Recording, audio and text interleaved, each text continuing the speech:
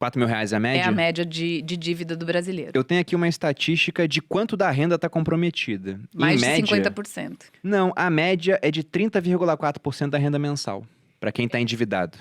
Só que aí você pensa no cara que Para o gasta endividado, não para o Isso. inadimplente. Não inadimplente. O endividado é 30,4%, mas você pensa, 30,4% da renda do pessoal vai para pagamento de dívida. Fora isso, tem que pagar aluguel, tem que pagar a escola. Não alcança. Então o cara entra numa bola de neve que daqui a pouco tá ocupando cada vez mais. Como que vocês, com dívidas que a gente pode falar que eram gigantescas, virtualmente até impagáveis, digamos assim, como é que foi esse processo de retomada? No meu caso, eu comecei a focar assim, o que é que eu tenho? Pensando em dicas, assim, ó, primeira coisa. Esse é o passo a passo que eu digo para todo mundo. Eu comecei a parar de olhar para o que eu não tinha e parar de me culpar pelo que eu fiz, porque a gente entra, né, nessa coisa, né? É minha culpa, fui eu que fiz, olha onde eu cheguei, você se sente ninguém. Começa a pensar, e Né? se fosse diferente? né? E isso não te leva a nada, não adianta, né? Você não fez, já foi, passou. Então eu comecei a pensar assim, na prática, o que que eu tenho? Eu tenho tempo, porque eu não tinha mais trabalho, e eu tenho dívida. E eu consegui fechar a loja porque eu assinei uma pilha de nota promissória para não executarem o imóvel da minha família. Então eu vendi a alma ali, né? Assinei uma pilhona mesmo de promissória, que eu não tinha a menor ideia como eu ia pagar.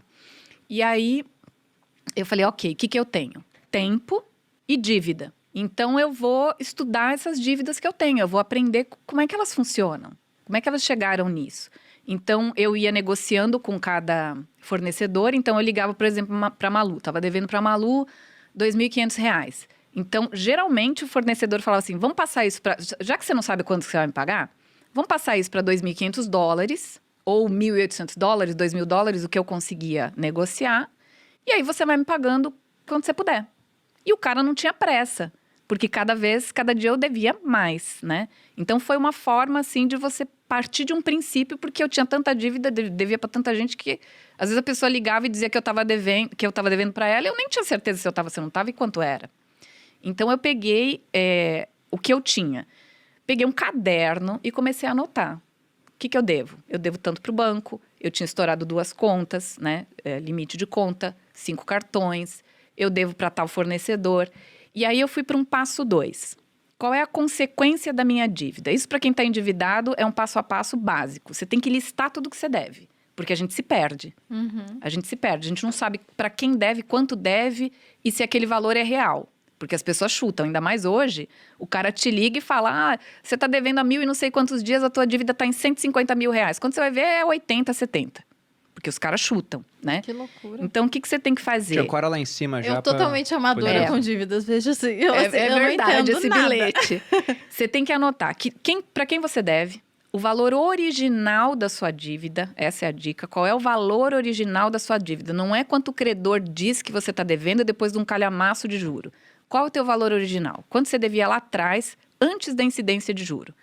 3 mil, 5 mil, 2 mil? Você tem que saber que valor é esse. O credor tem que informar por lei qual é o valor original da minha dívida. Segundo, qual é a memória de cálculo dessa dívida? O que que é isso? Como essa dívida chegou ao valor que você disse que chegou? Então, se o seu valor original é 3 mil e o cara diz que você deve 18, como ele chegou? Qual é o cálculo que ele fez para chegar de 3 a 18? Você vai descobrir aí que você não deve 18. Que você deve muito menos. Então, você já começou a melhorar a tua situação. Outra coisa, negociar para chegar o mais perto possível do valor original da tua dívida. Isso eu aprendi numa época que não tinha internet, que não tinha nada disso. Então, eu fui pensando, como é que eu vou fazer isso, né? E eu dizia para a pessoa, olha, eu te devo 3, você está falando que eu devo 20. Eu tenho 2,5. Você quer? Você já era crédito podre, entre aspas, né? Era inadimplente. Era. O cara às vezes nem espera receber, ele dá um E o baita que no o pessoal desconto. me dizia? O pessoal falava assim, Patrícia, todo mundo quebra aqui no Brás. E ninguém paga ninguém. Quando você quebra, você vai embora. Você não paga ninguém, você some e recomeça a tua vida em qualquer lugar. Eu dizia... Foi aí que você mudou de nome, porque anteriormente era Daniela, né? E mudou pra Patrícia. Pois é. Eu dizia, não, eu sou a exceção, eu vou pagar. O pessoal dizia, imagina, a chinesada vai tudo embora. Eu dizia, eu não sou chinês, né, para começar, e eu vou pagar, eu vou ser a exceção, eu vou pagar todo mundo. E o pessoal ria, até os meus credores riam. Imagina, você vai pagar nada. Eu dizia, eu vou pagar. Então, eu comecei a trabalhar com o que eu podia, fazia tradução, fazia revisão de texto, qualquer coisa que aparecia, Eu fazia. Pegava um pouquinho de mercadoria que tinha sobrado, saía com uma sacolada, assim, pra vender. E nessa época eu fiquei muito doente, porque eu foquei tanto em pagar dívida que, assim, eu não reservava nada para minha própria subsistência. Então, a minha geladeira era água, não tinha nada. Nada, absolutamente nada. Hoje eu tenho 48 quilos. Eu pesei 37. 37 que a Patrícia é bem 37. baixinha. Eu tenho 1,55 m. Mas mesmo assim é nada. Era uma caveira.